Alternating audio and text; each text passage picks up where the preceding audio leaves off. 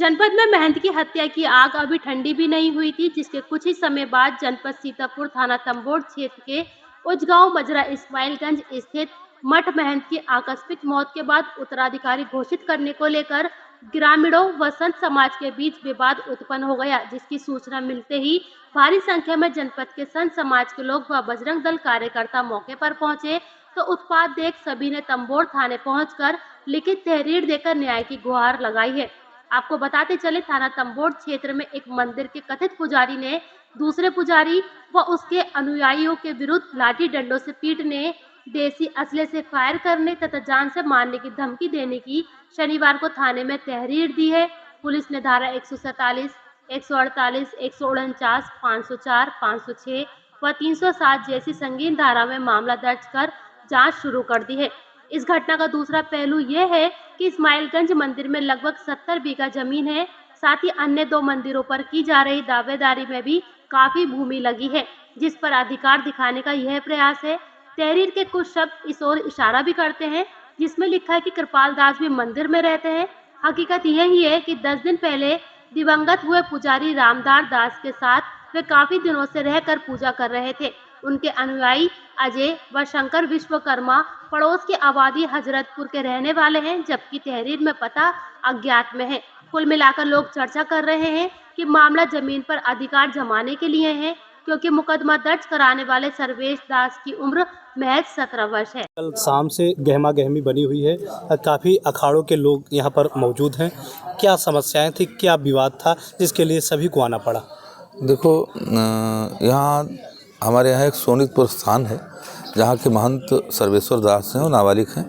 तो वो उनकी 4-5 साल महंताई उनकी हो गया है और यहाँ उसके अधीनस्थ 2 स्थान हैं, उसकी 2 मढ़ियाँ हैं, स्थान है अधीनस्थ। तो यहाँ पर व्यवस्थापक को अपने परंपरागत तरीके से नियुक्त करते रहे हैं, साधु समाज आकर नियुक्त करता रहा है। तो अब तक 2 व्यवस्थापक जब तक हैं नाबालिग तब तक नियुक्त किए गए हैं और इस बार व्यवस्थापक राम आधार दास का देहावसान हो जाने के बाद हम लोगों की जिम्मेदारी है कि हम यहाँ जा करके और नवीन व्यवस्थापक की घोषणा करें जब तक ये बालिग नहीं हो जाते हैं।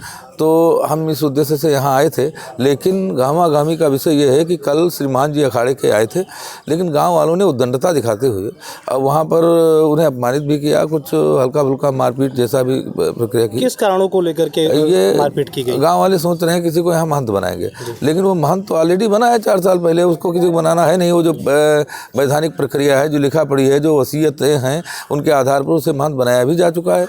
तो अब केवल व्यवस्थापक नियुक्त करना है कि भाई जब तक नाबालिग है तब तक यहाँ पर कोई व्यवस्थापक रहेगा। तो उस प्रक्रिया को संपन्न करने हम लोग यहाँ आए हैं और जब हम लोगों ने जाना कि भाई ऐसी व्यवस्था है तो पहले भी वैसे भी प्रशासन को सूचित करके ही हम लोग आए हैं। और तो जी इस पर क्या कहेंगे? कल एक परिक्रमा के समय एक साधु संत गायब हुआ था और उसके 2 टुकड़ों में आज शव प्राप्त हुआ है। इस मामले पर क्या कहेंगे और उसको लेकर के आज ये भी मामला सामने है? देखो, अपने जाने के ही निशाने पर, हर बेगाने के ही निशाने पर, आप माने न माने साधु है जमाने के ही निशाने पर, समझे।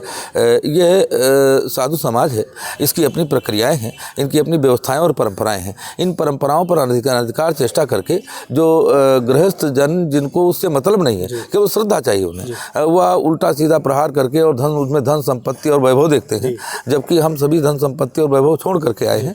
हम अपनी परंपराओं का निर्वहन करते हैं। जो साधु अभी पकड़ा गया है, वो मारा गया है, उसमें भी कहीं ना कहीं इसी तरीके की संभावनाएं हैं। किसी महानताई को लेकर के 2 पक्षों में, गृहस्थ पक्ष है, विरक्त पक्ष है। गृहस्थ पक्ष के द्वारा विरक्त पक्ष के ऊपर इस तरीके के प्रहार किए गए हैं। तो ऐसी संभावनाएं केवल और केवल लोभ के लिए और अनधिकार चेष्टाओं के लिए होती हैं, जो साधु समाज के लिए कलंक है, जो साधु समाज के लिए निंदनीय है। ऐसी समस्याएं सामने ना आए इसके लिए क्या प्रयत्न किए जाते हैं? साधु समाज को जगना होगा, साधु समाज को जगना होगा, अपनी परंपराओं को सुरक्षित रखने के लिए त्याग का सहारा लेना होगा। साधु समाज त्यागी है, विरक्त है और वो साधु समाज में जुड़ करके ही काम किया जा सकता है। अकेले आप कोई काम करेंगे तो वो अनुचित है। जब साधु समाज इकट्ठा होगा तो भेष भगवान होता है, तो उसका निर्णय भी निष्पक्ष होगा और न्यायिक होगा और व्यवस्थापरक होगा और जनमानस में श्रद्धा पैदा करेगा।